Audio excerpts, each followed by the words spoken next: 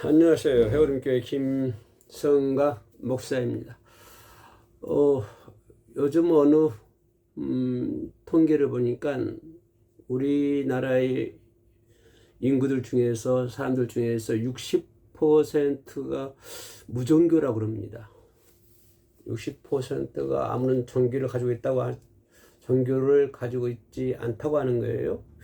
그러면 100명 중에 60명이 종교가 없다고 그러는데, 그럼 나중에 나머지 40%, 100명 중에 40명이 40명 중에서 불교, 기독교, 다른 종교 이렇게 가지고 있다고 한다면, 그러면 한국 교회 성도 수가 엄청 많이 줄어들었다고 하는 그런 결론에 도달할 수밖에 없는 것이죠. 전에는 한국 교인 수가 정확한 통계는 알 수가 없습니다만은, 그래도 우리가 알기로는 1000만, 1200만 그렇게 생각하지 않습니까?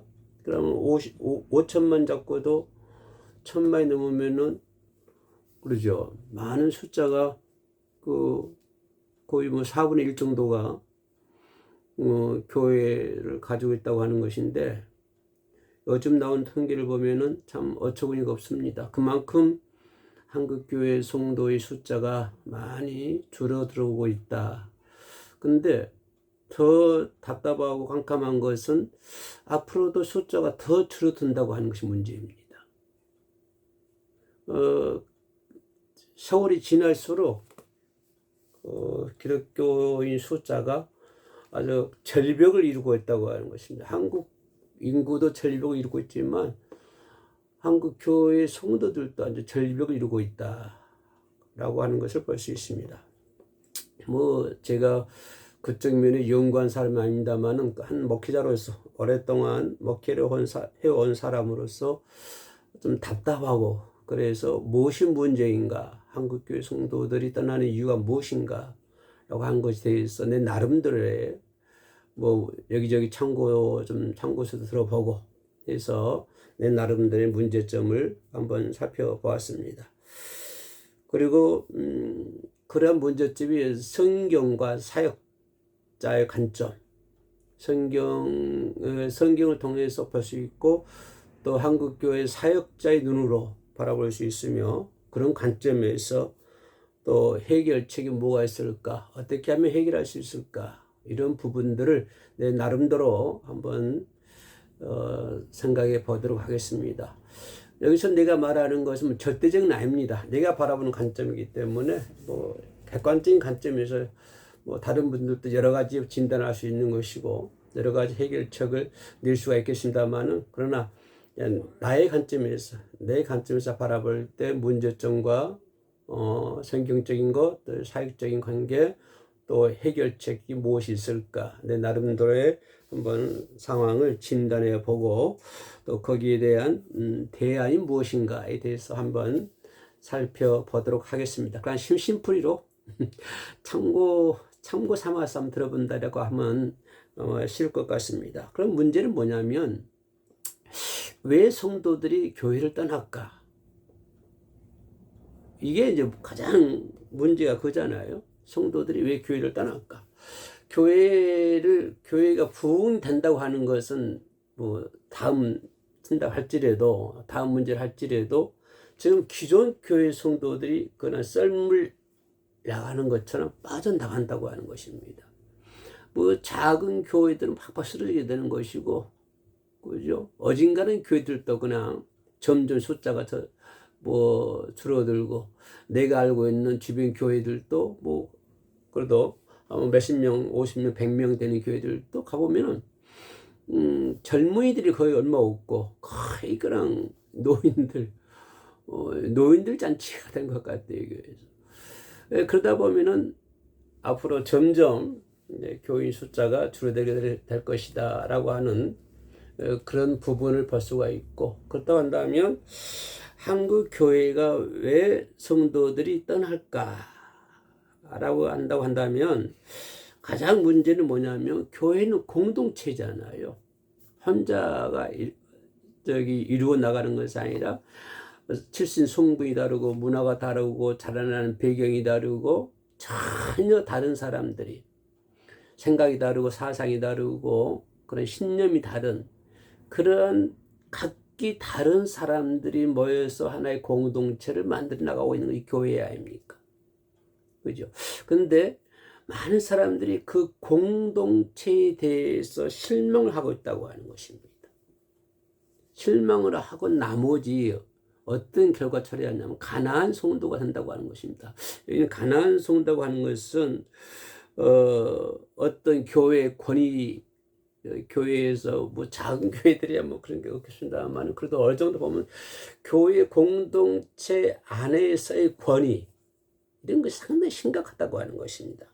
이 권위주의 그리고 어떤 소통 부재, 그죠? 권위적이면 그 권위 있는 사람들만은 소통을 하고 아래까지는 그 소통이 넘어가지 않은 소통이 안 되는 자기들끼리만의 소통, 권위 있는 사람들끼리만의 소통.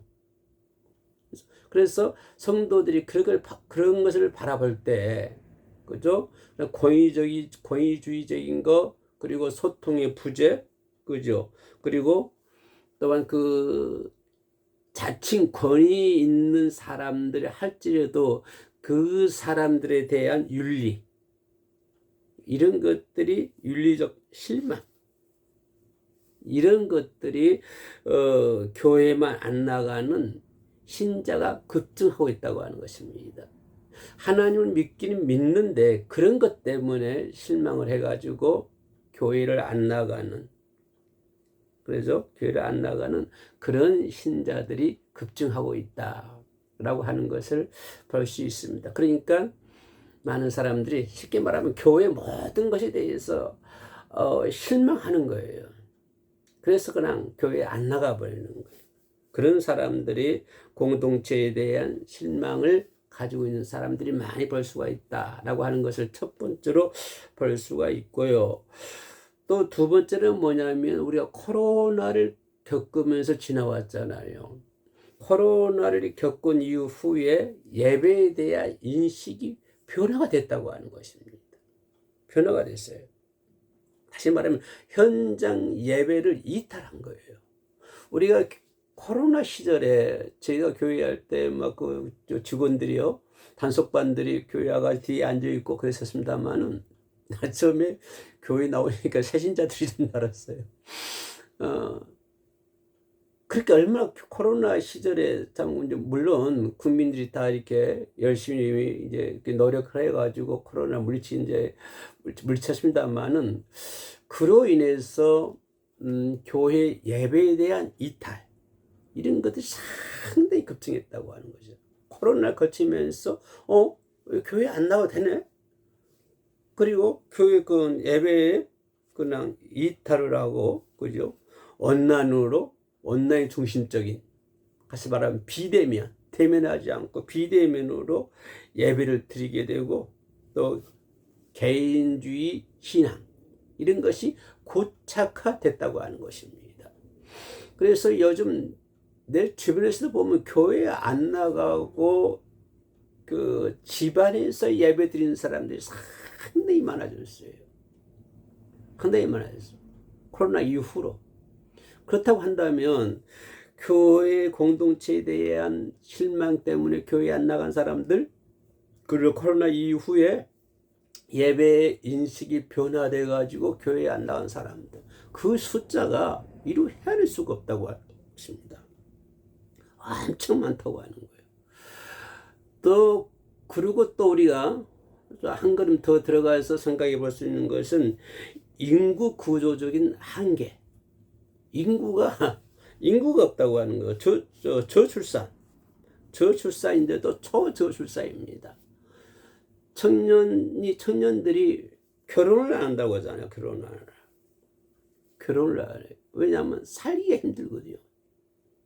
먹고 살기도 힘들고, 집도 없고, 또 다니는 직장도 뭐 언제 어떻게 될지 모르고 불확실성 시대이기 때문에, 그래서 그냥 혼자 사는 거. 우리 청년 때만 결혼하고 싶어서 그랬었는데, 그죠? 옛날에 결혼하고 싶어서 난리였었는데 요즘에는 그렇지 않은 것 같아요. 그러니까 결혼들을 안 하니까 저출산이어도 초저출산이라고 합니다. 초저출산. 그죠? 그런 것이 급격화되고 또 그 고령화 문제. 그 나이 보면서 항상 그 자리에 있습니까? 금방 50대가 금방 60대 되고 60대가 금방 70대 되고 70이 금방 80이 되고 그죠? 그래서 그러다 보니까 교회야 아까도 내가 얘기했지만은 교회 성도가 고령화되는 거죠. 고령화. 젊은 사람들이 얼마 없어요. 젊은 사람이 고령화돼요. 응? 고령화되고 유입대 인구 외국에서 많이 들어오고 그러니까 이런 것 때문에 한국 교회가 성도들이 많이 줄어들었다라고 하는 것을 볼 수가 있습니다. 그러니까 이런 것 때문에 한국 교회 성도들이 많이 떠났는데 그렇다면 이제는 우리 한국 목회자적 그런 사역적 관점에서는 그러면 어떻게 하면 다시 성도들을 모을 수 있을까? 여기 이제 우리가 중점을 잡아야 되잖아요. 다 성도를 교회 떠났습니다. 그렇죠? 뭐 이래저래 이유로 뭐 방금 얘기했던 것들은 공동체에 대한 실망, 또 뭡니까? 코로나19에 대한 예배에 대한 그 인식 이탈, 또 인구, 문화적 고립과 소외 이런 것 때문에 교회를 다 떠나는 사람들이 부지기수죠. 엄청 많죠. 또 우리 한 가지 더 생각해 볼 수 있다고 하는 것은 명목상의 신도화예요. 명목상의. 그러나 이름만 성도야. 명목상의 신도화.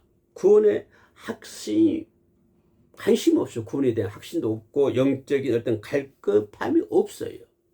그러다 보니까 주일 예배만 출석하는 심지어 우리가 말하는 썬데이 크리스찬이 증가하는 거예요. 그냥 구원도 없고 구원의 관심도 없고 영적인 목마름, 영적인 갈급함 그런 것들이 없어요. 그냥 주일날 그냥 교회만 가서 예배만 드리고 오면 그냥 다 끝나는 거예요. 일주일 내내 내 마음대로 살아. 그냥 내 하고 싶은 데 다 하고 살고 그러면 교회도 그러니 하고 있어. 이제 한국 교회가 이러다 보니까 그죠? 그 성도의 수가 많이 이제 떨어져 나가게 되는 거. 그렇다고 한다면 사역자적인 관점에서 바라볼 때 어떻게 하면 성도들 다시 모아야 될까? 이게 좀 문제잖아요.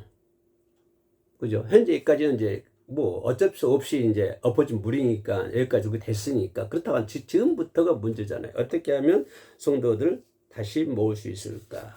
문제는 진정성이 있어야 되겠다. 진정성이 있어야 되겠다. 진정성 있는 소그룹. 그죠? 진정성 있는 소그룹을 활성화시켜야 되겠다. 다시 말하면 대예배 중심에서 벗어나서 삶을 나누는 그죠? 어떤 그런 주입식적인 그러한 대예배 중심에서 이제는 벗어나야 된다고 하는 것입니다. 벗어나서 아주 그냥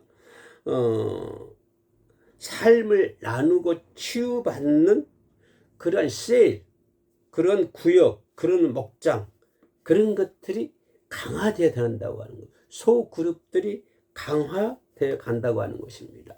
근데 이렇게 내 주변에서 보면은 이 이단들이 요걸 잘해요. 어느 신천지라든가 다른 이단들 보면은 아주 이런 걸 잘합니다. 그 대예배 중심적인 벗어나서 그냥 셀 그룹이에요. 심지어는 그냥 1대1 만나가지고 커피집 가가지고 커피 한잔 먹으면서 교육을 하고 양육을 하고 내가 이런 걸 직접 목격을 하고 말 들어봤는데 그런 이단들도 잘하더라고요. 그런데 한국 우리 기존 교회들은 전혀 그런 것이 없어요. 잘해야 큰 교회든 가보면 잘해야 그냥 길거리 다니면서 그냥 휴지 하나 주는 거, 물티슈 하나 주는 거 그리 끝나요. 그리 끝나. 그래서 대예배 중심적으로 지금도 가고 있다. 한국 교회는. 근데 그런 걸 벗어나야 된다. 그런 것을 벗어나서 이제 소그룹화 시켜야 된다.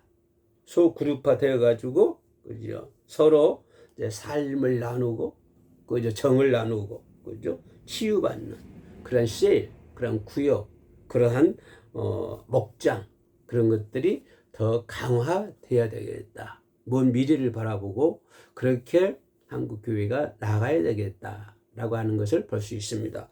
물론 이런 것들은 옛날부터 한국 교회가 뭐 가지고 있었던 겁니다만은 그것이 활성화되질 않은 거예요. 그래서 계속적으로 투자를 해야 되고 계속적으로 밀고 나가야 되고 끝까지 이렇게 나가야 되는데 그냥 그것이 활성화되지 못하고 자기들끼리만 리그만 되는 거예요. 자기들끼리만. 그래서 그런 것들이 한국 교회와 한국 교회 성장과 접목하지 못하는 거예요. 근데 이제는 한국 교회 성장과 그런 셀그룹업이라든가 목장이라든가 구역이라든가 이런 것들을 대예배 중심에서 벗어나서 이제는 삶을 나누고 서로 치유하는 그러한 셀그룹이 소그룹이 활성화돼야 된다, 강화돼야 된다라고 하는 것을 볼 수가 있습니다. 그리고 또 중요한 것은 교회 공적 신뢰 회복이에요. 참 이게 참 목사로서 부끄러운 얘기입니다만은 한국 교회가 우리나라 백성들에게 국민들에게 지탄의 대상이 되고 있어요. 여러분 잘 아시잖아요, 그거. 지탄의 대상이 되고 있다고 하는 거. 그러니 사람들이 심지어 교회들도 교회를 신뢰하지 못하는 거예요. 신뢰하지 못하고 또 기존 교회, 대형 교회라든가 한국 교회 이끌어간 사람들이 옳은 것은 옳다. 이건 안 된다. 이런 것들을 어느 정도 얘기를 해주고 그래야 되는데 거기에도 아주 침묵하고 있는 거예요. 한국 교회가 어디로 흘러가는지 그들은 관심 없어요. 관심 없고 오직 자기 교회 대예배 중심적인 그런 목회하고 있다고 하는 거예요. 목회하고 있다고 하는 것입니다. 그래서 이런 교회의 공적인 신뢰가 무너졌는데 그런 것이 이제는 회복이 돼야 된다고 하는 것입니다. 어떻게 합니까? 물론 이미 엎어졌는데. 그죠? 그러니까 이제는 그런 한국 교회 공적으로 신뢰를 회복할 수 있는 그런 것이 필요하다고 하는 것입니다. 그게 뭐냐면 가장 중요한 것은 지역사회에 필요한 것을 채우는 봉사활동을 해야 돼요. 지역사회를 살리는 봉사활동을 교회 자기들만이 천국이 아니라 그죠? 자기들만이 대예배 중심으로 모여서 자기들만이 천국 생활을 하는 것이 아니라 그러다 보면은 그 사람은 이제 노령화 고령화 되고 이제 다 노인들만 있는데 어떻게 할 거예요?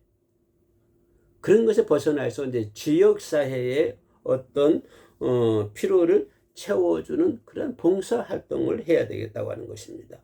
구제활동을 해야 되고 복지사역을 해야 된다. 그래서 이웃과의 관계를 회복해야 된다고 하는 것입니다.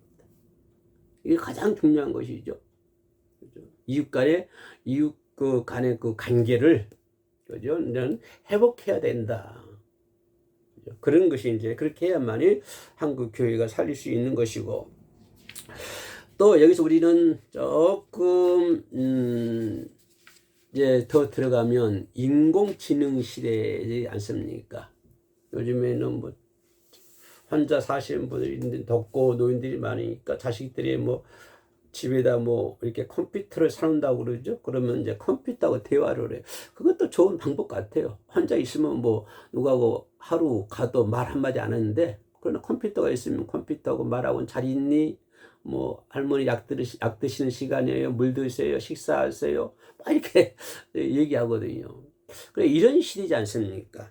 그죠? 그러니까 온라인이나 오프라인 이런 것에서 하이브리드 사역을 해야 되겠다. 이게 무슨 말이냐면은 온라인 콘텐츠 질을 높여가야 되겠다.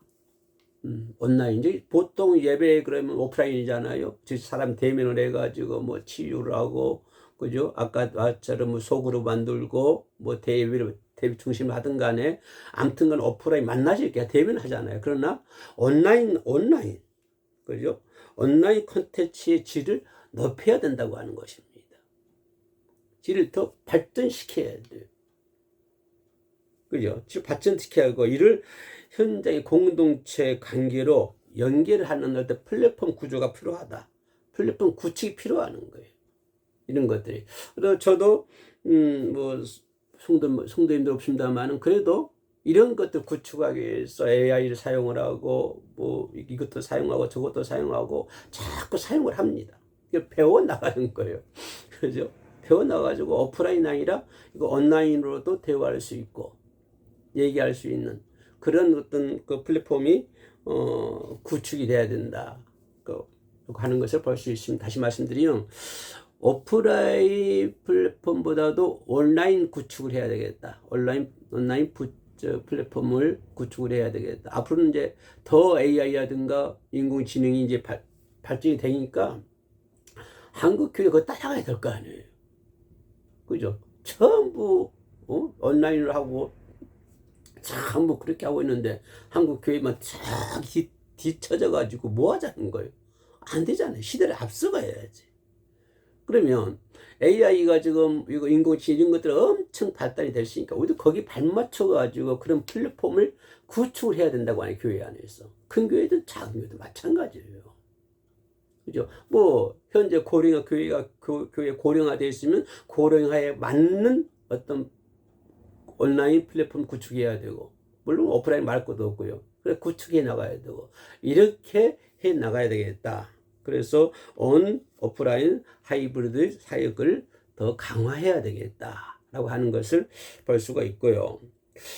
또 중요한 것은 우리 크리스찬들이 일상적인 삶 속에서 선교적인 삶을 살아야 되겠다.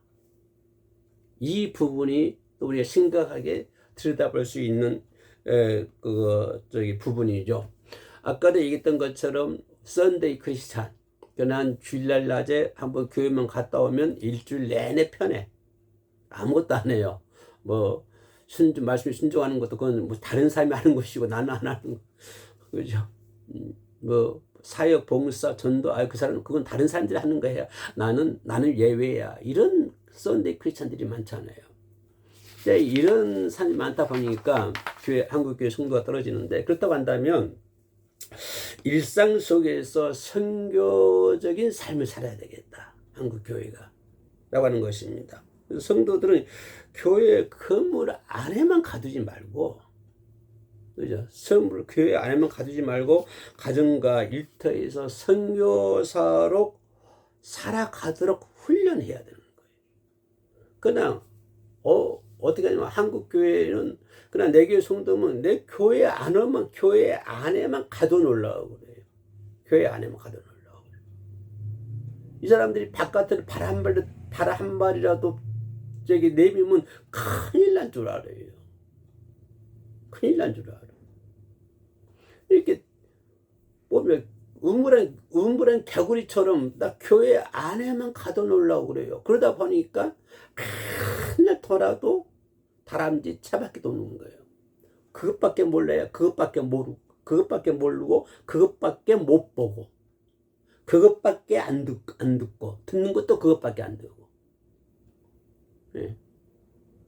이래서 안 된다고 하는 것입니다. 그러니까 그렇게 가둬놓지 말고 그런 교인들이 가정과 일터에서 선교사적인 사명을 가지고 살아갈 수 있도록 훈련해야 된다고 하는 것입니다. 훈련. 그렇게 그냥 말만 할 것이 아니라 각 성도들이 일터면 일터, 뭐 직장이면 직장, 뭐 단체면 단체 이런 데서 선교사의 삶으로 살아갈 수 있도록 계속적으로 훈련시켜야 된다고 하는 것입니다. 여기에 아낌없는 투자를 해야 돼요. 뭐 경제적인 것도 투자를 해야 되고 모든 면에서 뒷받침해 줘야 되는 거예요. 그렇게 될 때 한국 교회가 성도들이 살아날 수 있는 거예요. 안 그래도 인구 1,200인데 어떻게 하겠습니까? 한국 교회 다 문 닫을 거예요. 세계 제1위라고는 한국 교회가. 그죠? 조금 더 나아 생각해 볼 수 있는 것은 상처받은 이들 많잖아요. 아까 얘기했죠. 공동체에 대한 상처받은 것도 있고, 뭐 이웃에 대한 상처받은 것도 있고, 상처들이 많아요. 그럼 교회에서 그거 그냥 그러려니 하고 넘어가지 말고, 뭐 여러 공동체다 보니까 이런 사람이 있고 저런 사람이 있고 하다 보니까 상처받을 수도 있어. 그러니까 네가 이해해. 이렇게 얘기한다고 그러면 그 말 듣고 누가 좋아하겠습니까? 그럼 그런 상처받은 사람들을 이들을 위한 어떤 치유하는 사역이 필요한 거예요. 치유를 해줘야, 아픈 사람 병원 가면 치료를 해줘야 되죠. 너 그냥 아이고 나 아프니까 고생 많겠다 아프지 뭐 참고 있어 그러면 낫을 거야. 이렇게 하면 그게 병원입니까? 병원을 가면 정확한 진단을 하고 진단 거기에 맞는 치료를 해야 되고 약도 써야 되고 시술도 해야 되고 그렇잖아요. 그런 것처럼 상처받은 사람들이 있으면은 그 상처를 치료를 해줘야지요. 그 치료하는 사역이 필요하다고 하는 것입니다. 실족한 그 성도들이 정지하지 않고 그들의 고민을 경청해주고 품어주고 열린 소통을 해야 된다고 하는 것입니다. 근데 우리는 어떻게 문을 꼭 닫고 있어요. 문을 닫고 있어. 그죠? 그래서 상처받는 자들을 치유해야 되겠다라고 하는 것을 볼 수가 있고요. 그래서 성도가 감소하는 이유는 교회의 영적인 그 외형적인 건물이 아닙니다. 건물이 아니에요. 건물이 아니라 성도 한 사람에게 집중해야 된다고 하는 거죠. 교회 큰 외형 교회 필요가 없어요. 그 성도들 아니면 그 건물 뭐 할 거예요? 예? 그 스탠드바 만들 거예요? 카바레 만들 거예요? 뭘 공장 만들 거예요? 응? 그 외형적인 건물이 그 문제, 외형적 건물이 그것이 아니라 성도 한 사람에게 집중해요. 집중하라고 하는 하나님의 영적인 경고예요. 경고.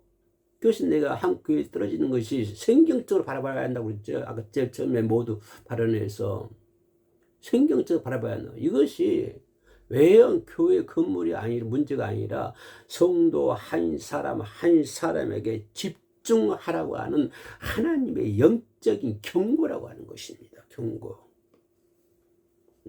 이제는 모이는 그런 구조에서 이제 탈피를 해야 돼요. 모이는 구조에서 흩어져 가지고 이제는 세상에 스며드는 구조를 바꿔야 되는 거예요. 모이는 구조가 아니라 이제 세상으로 나가려서요. 세상으로 나가서 세상으로 스며드는 그런 구조가 필요해요. 세상에 스며들어가야 돼요. 아쿠아 물처럼 이렇게 물이 흐르는처럼 스며들어가는 것처럼 그렇게 스며들어가야 돼. 한국 교회가 이제는 모이는 시대가 끝났어요. 모이지 말고 이제는 물론 모이는 것도 중요합니다만 그건 더 중요한 것은 뭐냐면 세상에 스며드는 구조로 바꿔줘야 된다고 하는 것입니다. 그럴 때 한국 교회가 다시 살아난다라고 하는 김성광 목사의 관점이었습니다. 내가 말한 것은 정답이 아니라고 서론에서 얘기했습니다. 틀릴 수도 있습니다. 그러나 평생 목회를 하는 사람으로서 바라보는 내 관점에서 바라보는 것입니다. 끝까지 시청해 주셔서 감사합니다. 샬롬.